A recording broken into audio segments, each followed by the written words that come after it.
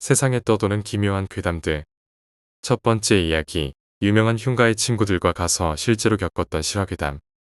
시간을 거슬러 약 5년 전 이맘때쯤 저는 친구들과 함께 귀신이 많이 출몰한다는 흔히 말해 흉가를 한때 엄청 찾아다녔던 적이 있었습니다. 심지어 TV에 방송되었던 곳들도 즐겨 찾았죠. 그때 당시에는 귀신이 존재하지 않는다고 믿었기 때문에 무서운 것을 몰랐었죠.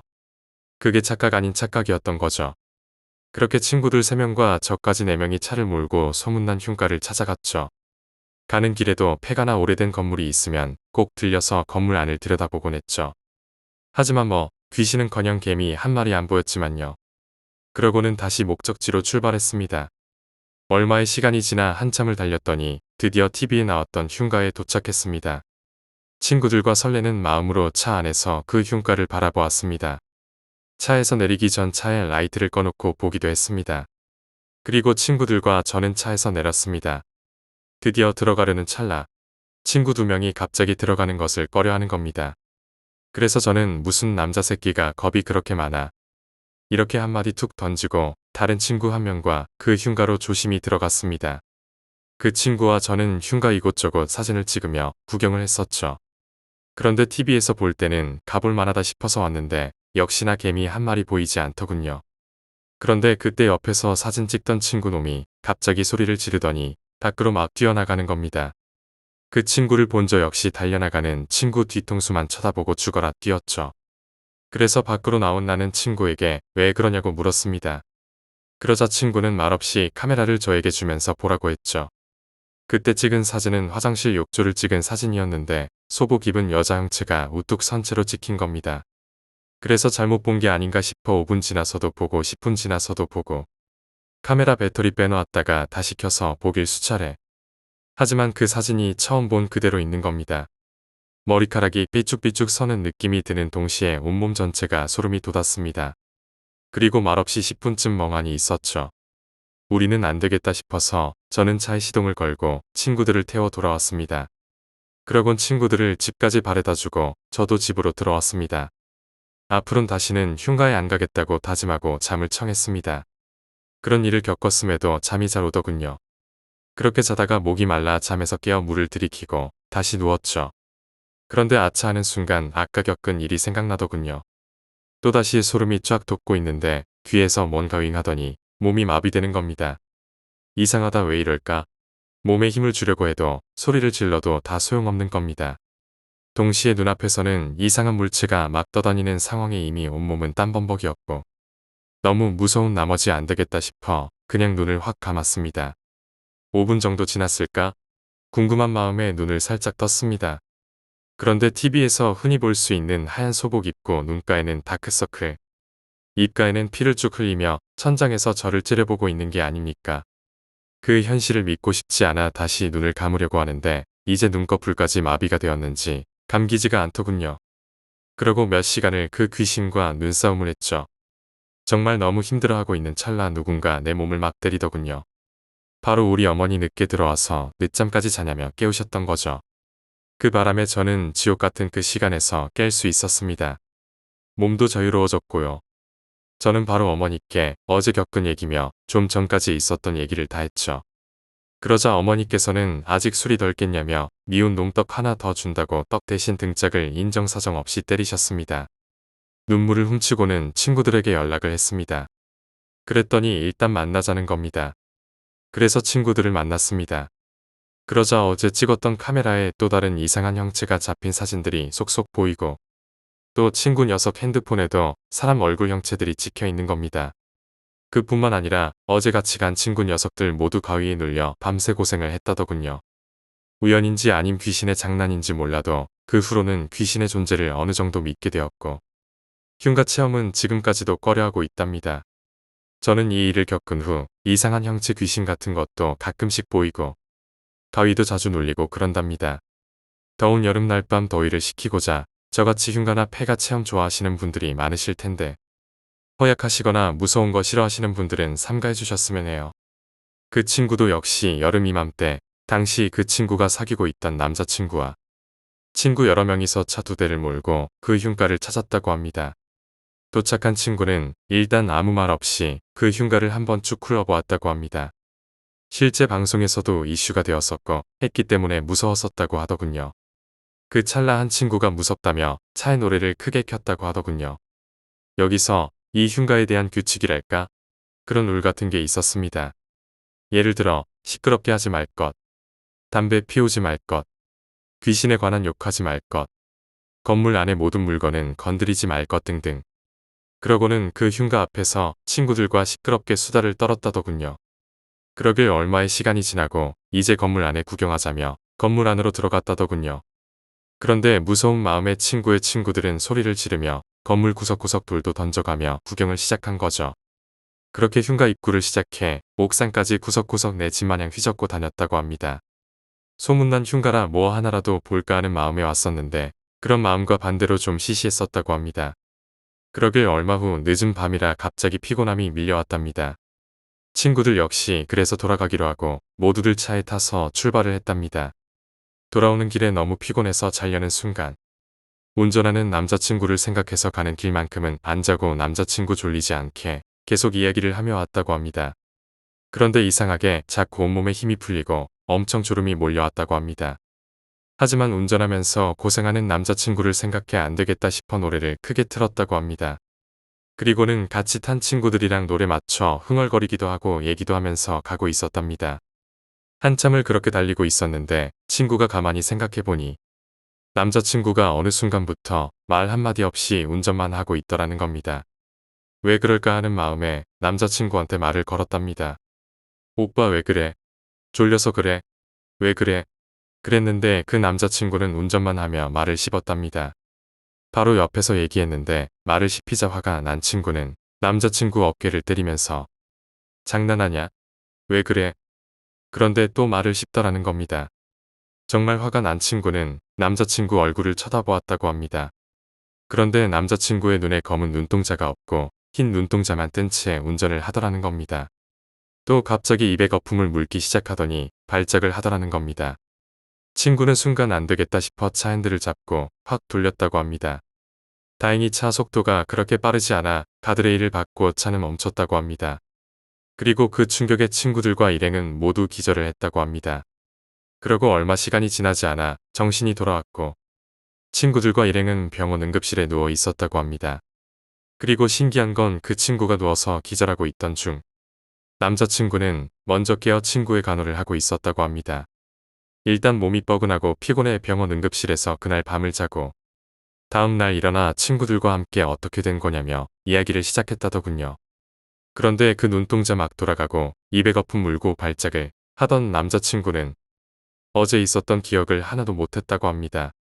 그냥 자기가 잠깐 졸았는데 일어나 보니까 병원 응급실이었다고. 당시 너무 황당하고 당황스러워 그 친구들 모두 병원 침대에 나란히 누워 멍하니 있었다더군요. 그렇게 아무렇지도 않게 며칠 입원 치료를 하고 일상생활로 돌아왔다고 합니다. 귀신의 장난일까요? 저 또한 똑같은 흉가에서 이런 경험을 했고 이 친구 역시 이런 일을 겪으니 지금 와서 생각해보면 정말 오싹합니다. 여러분도 더운 여름날 밤 호기심에 혹은 재미 삼아 흉가나 폐가를 찾게 되시면 그냥 조용히 구경만 하시던가 되도록이면 안 찾는 게 좋을 듯합니다.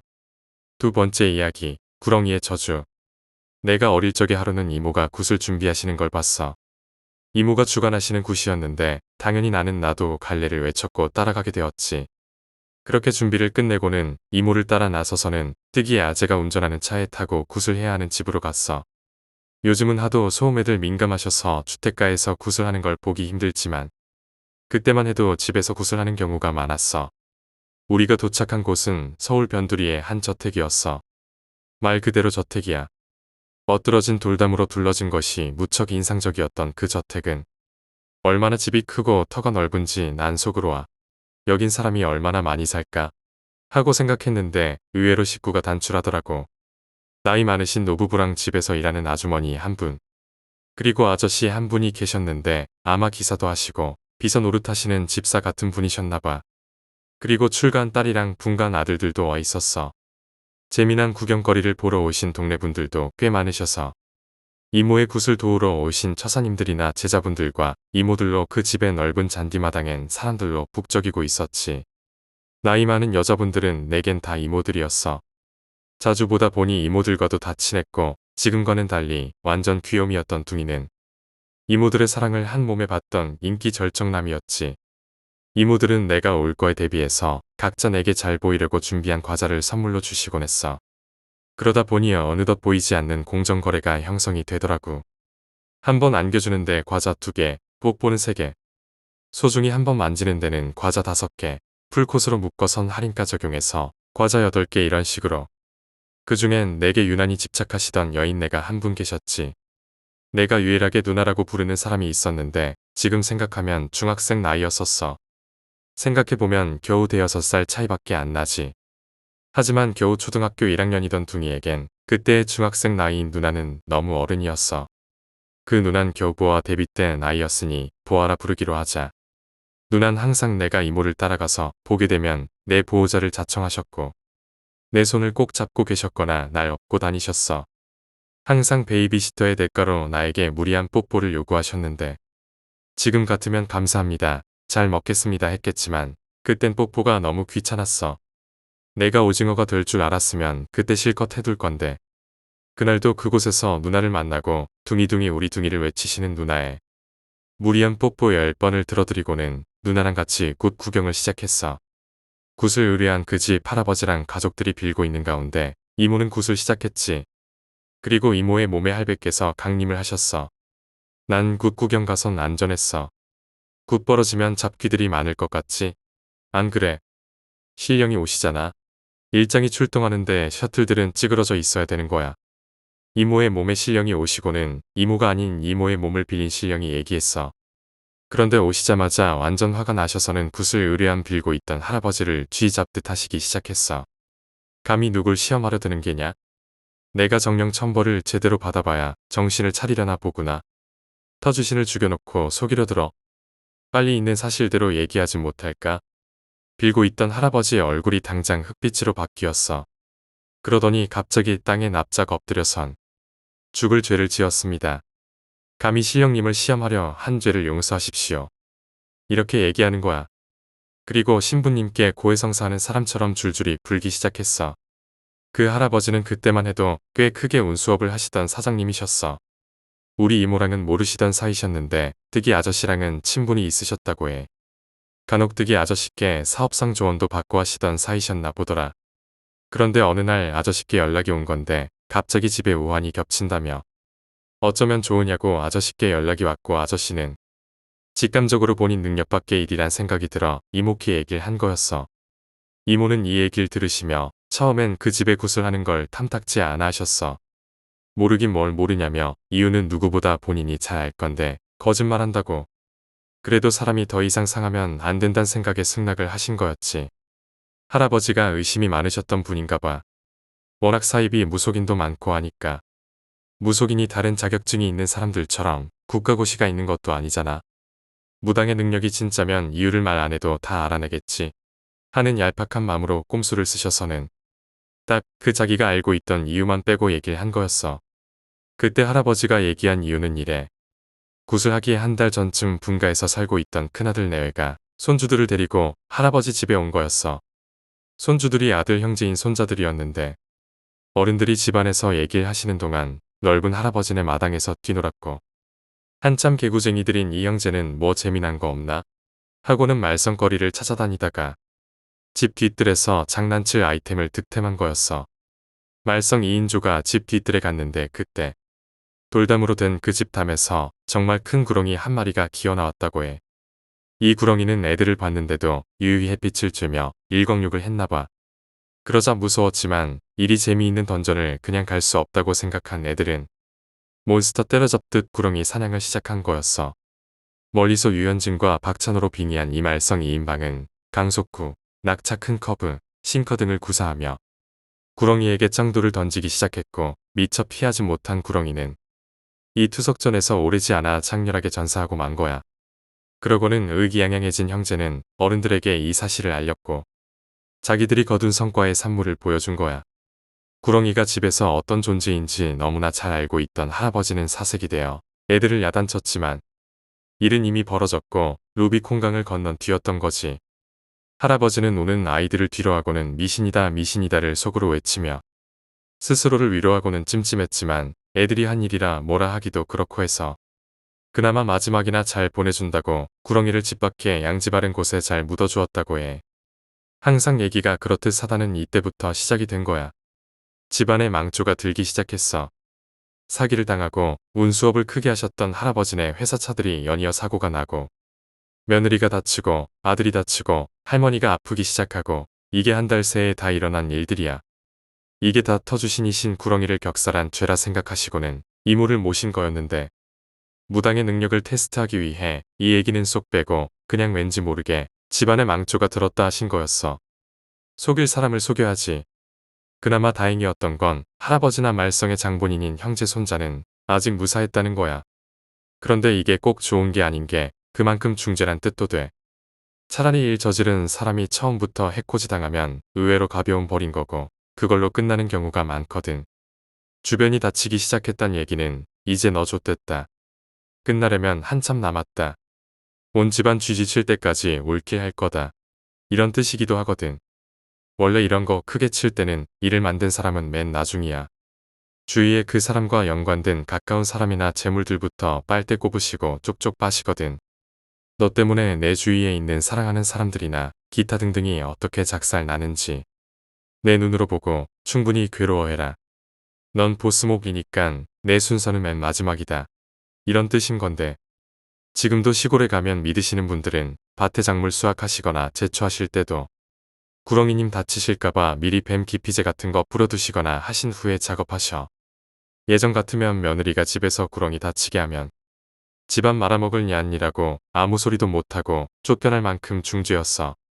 아무튼 할아버지는 그렇게 모든 일을 다 이실짓고 하시고는 이모님 치맛단 부여잡고 매달리기 시작했어. 한 번만 도와주세요. 한 번만 혈 좀 수혈해 주시면 더 좋은 일 많이 하고 착하게 살겠습니다라고 할아버지가 말했어. 이모는 한숨을 푹 쉬시고는 이건 뭘 어찌해볼 도리가 없다. 그냥 열심히 비는 방법밖엔 도리가 없으니 내가 최대한 도울 테니 진심을 다해 빌고 또 빌어라. 이렇게 말씀을 하신 후 만약 용서를 받게 되면 어떤 일인가 납득할 만한 일이 생길 테니 일단 무조건 빌라 하시고는 먼저 그 죽은 구렁이가 묻힌 곳을 파서 죽은 구렁이를 가져오라고 하셨어. 할아버지는 황급히 일어나셔서는 아들과 함께 삽을 들고 밖으로 쫓아나가셨는데 이모가 할배 뒤통수에 대고 구렁이 사체가 손상되지 않도록 주의하라고 소리치셨지. 잠시 후에 할배가 사색이 되어서는 그 죽은 구렁이를 가져왔는데 우린 그 죽은 구렁이를 보고서야 그 할배가 왜 그렇게 놀란 얼굴로 들어왔나 알게 되었어. 한 달이나 넘어 전에 죽었다는 구렁이가 방부제에 절려놓은 김부자 시신 마냥 하나도 부패가 되지 않고 방금 죽은 것처럼 말짱했거든. 난 어려서 이해를 못했는데 보어 누나가 설명을 해주어 그때야 알았어. 그리고는 일단 그 구렁이를 보내주기 위해 준비를 했어. 아쉽게도 내가 내 눈으로 본 건 거기까지야. 준비를 하는 동안 뜨기 아저씨는 오늘 많이 늦어질 것 같다며 우리 둥이는 내일 학교 가야 되니 집에 가야지 하면서 날 냉큼 안으시고 차에 강제로 태우셨어. 난 안 돼요를 연발하며 그까짓 학교가 대수냐면 나한테 왜 이러시는 거냐고. 이렇게 재미난 구경거리를 두고 어떻게 집에 가냐며 목소리 높여 외쳐대었지만 나보다는 이모의 꾸지람이 훨씬 무서운 바보뜨기 아재는 내 말은 쿨하게 씹어드셨어. 차 안에서 땡깡도 부려봤지만 어린 반푼어치도 없었고 난 작전을 바꿔서 그럼 나중에 꼭 얘기해주기 약속을 외쳐보았지만 실실 웃으시기만 하는 거야. 난 그렇게 강제로 우리 어머니께 택배대고 나선 밤잠을 들지 못했어. 사랑하는 이모가 날 잠 못 들게 할 줄이야. 난 다음 날 학교가 끝나자마자 어떻게 됐나 궁금해서 이모네 집으로 총알같이 달려갔어. 그런데 언제나처럼 이모는 구슬하시면 항상 떡실신해서 4박 5일은 자리 보전하시고 시체놀이 하시는 저질체력답게 누워서 계셨어. 난 애였지만 눈치는 있어서 그런 이모를 조를 수가 없었어. 뜨기 아저씨나 오시면 졸라보리라 마음먹고 있었는데 개똥도 약에 쓰려면 없다더니 그날은 아저씨를 볼 수가 없었어. 길이 어긋나 한 이틀을 뜨기에 아저씨를 못 보자 애들다운 산만한 주의력의 소유자인 둥이는 곧 그 일을 잊게 되었지. 그러다 그 일이 다시 생각난 건 다음 곳 구경을 가서 보아 누나를 보면서였어. 난 누나를 보자 그 일이 생각나서는 먼저 달려가 누나한테 앵겼지. 누나, 사랑하는 보아 누나, 오늘은 뽀뽀 필요 없으신가요? 얼마나 쓰시게. 싸게 드릴게 하며 귀찮아하던 선불 뽀뽀를 10번쯤 해주고는 이자까지 쳐서 뽀뽀 값을 받아내기 시작했어. 난 굿 준비를 하는 동안 누나랑 사람들이 좀 덜 붐비는 곳에 앉아 누나가 해주는 얘기를 들었어. 내가 특이 아저씨랑 집에 가려고 나간 후 정성껏 구렁이 사체를 조심히 모시고는 기도를 했다고 해. 굿을 의뢰한 할아버지는 죽은 구렁이한테 진심으로 빌고 아들도 다른 집안 식구들도 정성껏 빌었다고 해. 그런 후 죽은 구렁이를 화장했다고 하더군. 잔해가 남지 않도록 장작을 많이 사용하여 깨끗이 태워줬다고 해. 그땐 몰랐는데 이 얘기라며 그 생각을 하니 꼼장어가 급 땡기네. 그런데 죽은 구렁이를 화장하는 연기가 어느 정도 올라가서는 하늘로 안 향하고 옆으로 날아가더래. 바람도 전혀 없었는데 말야. 그 저택이 서울 변두리라 그때만 해도 도심처럼 복잡한 동네가 아니었거든. 어렸던 기억이라 위치가 애매한데 성북 쪽쯤이었을까? 아무튼 그 집 주위에 꽤 울창한 얕은 야산도 있고 그랬는데 연기가 산 쪽으로 가더라는 거야. 그렇게 화장을 하고는 계속 굿을 이어나갔고 할아버지는 가족들을 데리고 죽도록 빌었다고 하더군.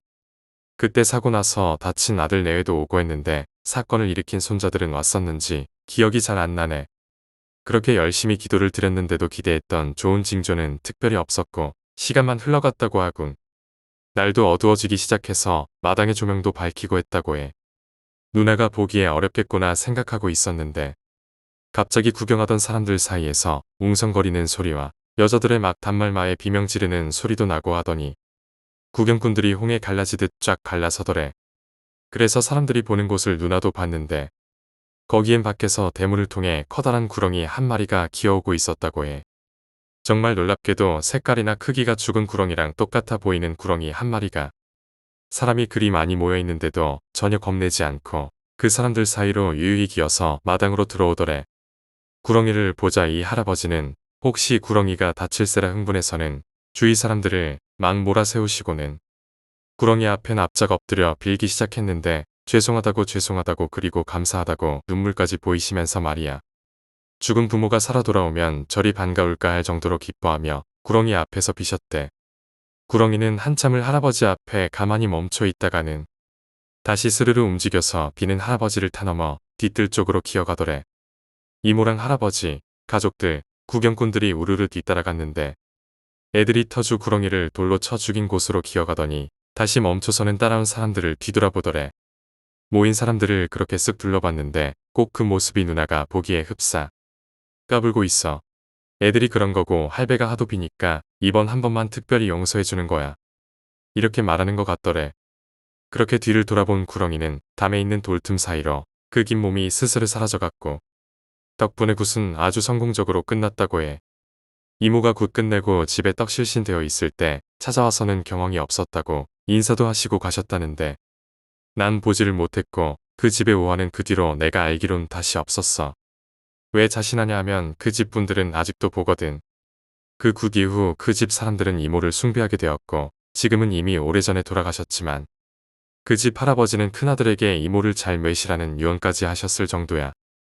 지금도 명절이나 이럴 때는 말썽쟁이 형제 데리고 꼭 인사 오고 그 집 사람들은 집에 좋은 일 나쁜 일이 있으면 일단 이모한테 쪼르르 달려오는 게 순서가 될 만큼 이모에 대한 믿음이 절대적이야.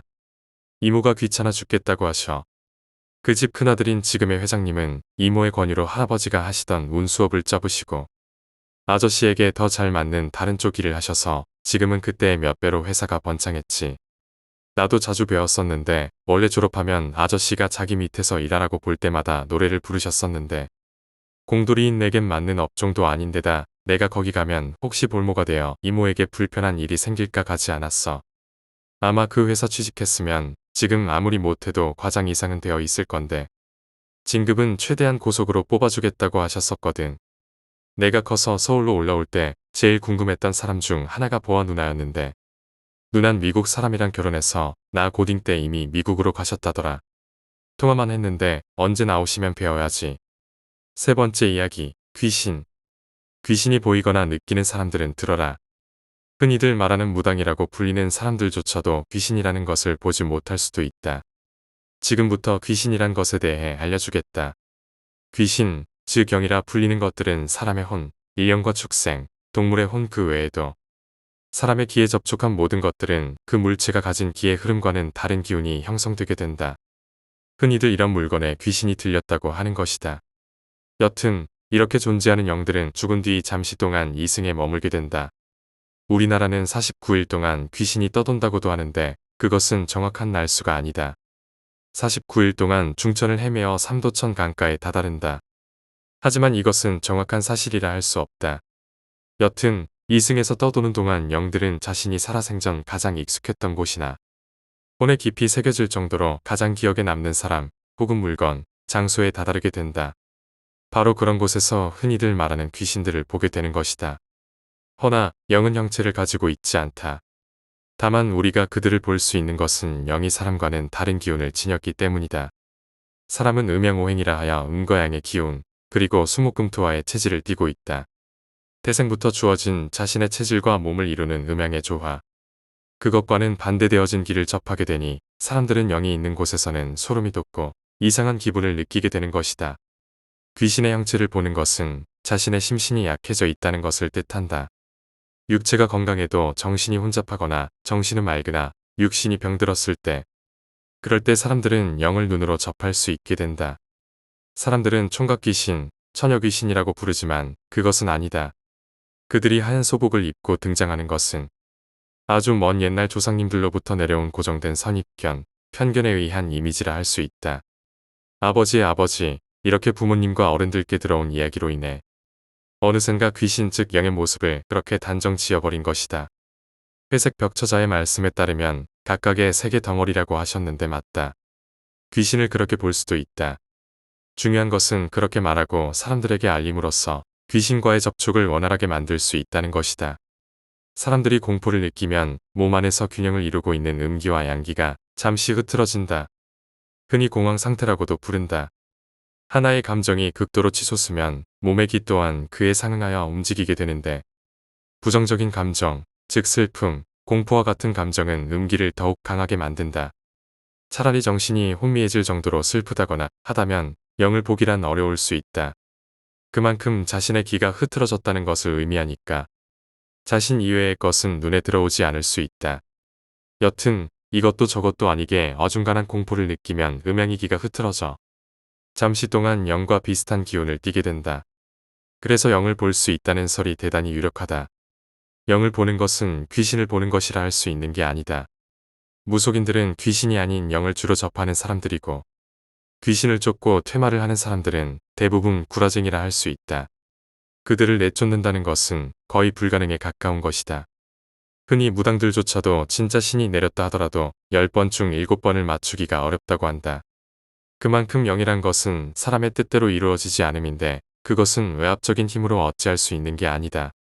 살풀이, 굿이라 일컬어지는 것을 하여 남아있는 영의 넋을 메움으로 그들을 저승으로 보낼 수 있을지는 모른다. 즉, 영을 볼 수 있다는 것은 비정상인 축에서도 상당히 비정상적인 것이다. 잡신 중에서도 가장 강한 신을 어깨 위에 올려놓지 않고서는 영과의 접혼이 원활할 수는 없다. 알아두면 좋은 얘기이다. 지금은 구라라고 치부하겠지만 막상 영을 접하게 되면 이 얘기를 떠올리게 될 것이다. 사람들이 귀신이라 부르는 많은 것들이 있다. 지방령, 몽달귀, 처녀귀 등등 셀 수 없는 귀신이 있었다. 귀신은 이름 붙이기 나름인 것이다. 전에 말했다시피 귀신은 형체를 가지지 않는다. 사람에 따라 보기 나름인 거다. 자신이 평소에 생각해오고 두려워해왔던 이미지가 구현된다고 볼 수 있다. 또 지방령이나 잡귀신이라고 하는 것들은 영이 이승을 떠돌며 자신이 가장 기억에 남았던 사람, 장소, 물체에 붙기 때문에 지방령이나 잡귀신이라는 말이 생기는 것이다. 자신이 사랑했던 사람의 뒤에 붙을 수도 있고 자신이 공들여 만든 집에 붙을 수도 있는 것이다. 여튼 귀신이라는 것, 앞에 썼던 글에서는 영과 똑같은 존재라고 말했는데 자세히 말하자면 조금은 다른 것이다. 영은 순수한 혼, 그 자체로서 음기를 띠고 있지만 그들이 결국 향하는 곳은 저승으로 국한되어 있다. 이승에서 자신의 미련을 다 청산한 뒤 저승으로 넘어가는데 그러지 못한 채 이승에 남으려 하는 이들, 이런 영들은 크게 분류할 수가 있다. 자신이 죽었다는 것을 깨닫지 못한 영, 살아생전 자신의 원기가 뒤틀릴 정도로 큰 원한 혹은 미련과 같은 감정을 느꼈던 영, 강한 연기를 소유한 일반인 혹은 무속인의 영, 첫 번째, 영들은 사람들에게 악영향을 끼치지 않는다. 대부분 우리가 보는 귀신들이 이에 해당된다. 그저 우리를 놀라게 하는 정도. 가위에 눌리는 것도 이 영들이 있기 때문일 가능성이 많다. 기감이 좋다고 하는 사람들이 가위에 잘 눌리는 것이 이 때문이다. 영들을 느낄 수 있는 자, 뚜렷한 음기를 잘 감지하는 사람이 귀신을 잘 본다.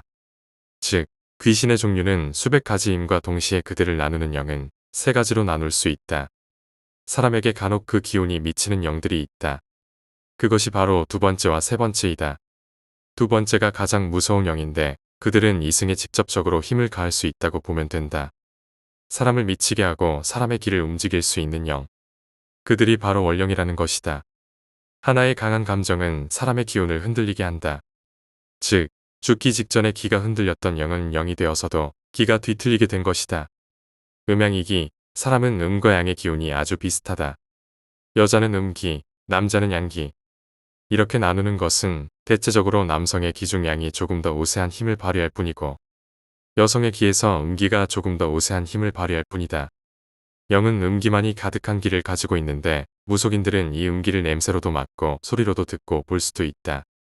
흑산에 사람을 묻는 것은 돌산보다 흑산이 음기가 더 짙기 때문인데 영들은 음기가 발산되는 곳에 끌린다고 한다.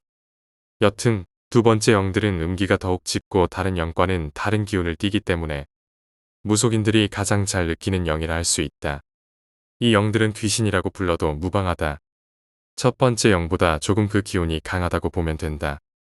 사람의 기가 가장 약해져 있는 시기에 그들의 기운이 스며드는데 가위에 심하게 눌리는 게 이것에 해당하고 아무도 없는 집에 소리가 나는 것도 이에 해당한다. 잠을 잘 때, 감정이 격할 때 사람의 기가 균형을 잠시 잃고 흔들거리는데 바로 그 틈에 앞서 말했듯 영과 접촉이 이루어지는 것이다. 그들을 보고 느낄 수 있는 그런 거 말이다. 이 귀신들에 대해선 나도 잘 아는 바가 없다. 가장 길게 이승에 남아 떠돈다고 하는 영들인데 이런 영과 맞닥뜨려 본 적이 손에 꼽을 정도라 많은 사실을 알고 있진 않다. 그리고 세 번째, 가장 많이 퍼져 있는 영이라 할 수 있다. 이 영들은 특별한 영으로 취급되는데 흔히들 말하는 수호령이란 것이 그에 해당된다. 기운이 뚜렷하고 강한 사람들과 무속인은 죽어서 환생을 하지 못한다. 그들은 살아있는 이승과 저승의 경계를 걸었던 자들. 그것은 보통 사람이 느껴서는 안 되는 업보라고 할 수 있다. 그러니 환생을 못함은 물론이고 그들은 이승에 남아있어야 한다. 근데 이들을 영이라고 부르기가 애매한 것이 통 느끼고 볼 수가 없다는 것이다. 이 영들은 자신이 전생에 가장 도움을 줬거나 자신이 해를 입혔던 사람들에게 붙어서 그들을 다른 영들로부터 보호하는 역할을 한다. 또한 사람은 사점이라는 것을 가지고 있는데 주역에 따르면 사람은 언제나 죽을 고비를 가지고 있다고 한다. 재수가 좋고 없는 날이 그에 해당하는데 재수가 없는 날에 바로 그 사점이 찾아온다. 정말 재수가 없으면 하루에 몇 번씩 그 사점이 찾아오는데 자신 외의 다른 사람의 기후에 그 사점이 무마되거나 더욱 강해진다. 즉, 내가 재수가 없는 날에 택시를 탔는데 택시기사도 재수가 없는 날이고 하필이면 그때가 택시기사의 사점이었다. 그럼 나랑 택시기사 둘 다 죽는 것이다. 이런 게 상응이라 일컬어지는 것이다. 사람의 운은 톱니바퀴처럼 맞물려가는 것이다. 그 기운에 따라 강해지기도 때론 약해지기도 한다. 본론으로 돌아가서 그 사점의 순간에 다른 영들이 개입해 농간을 부리는 것을 막는 것이라 할 수 있다. 아까 말했듯 음기는 음기를 끌어들인다. 사람 또한 귀신, 영들을 불러들일 수 있는데 그들이 개입하는 순간 또 다른 음기, 즉 죽음이 찾아온다. 그렇기에 사점의 순간에 음기가 많은 지역에 간다면 필사 반드시 죽고 만다. 여튼 이런 것들로부터 사람을 보호하는 게 수호령인 것이다. 이들은 보호하는 사람이 죽으면 자신 또한 저승으로 돌아가게 되는데 그 다음의 일은 나도 잘 모른다. 아직 내가 아는 건 여기까지 뿐이다.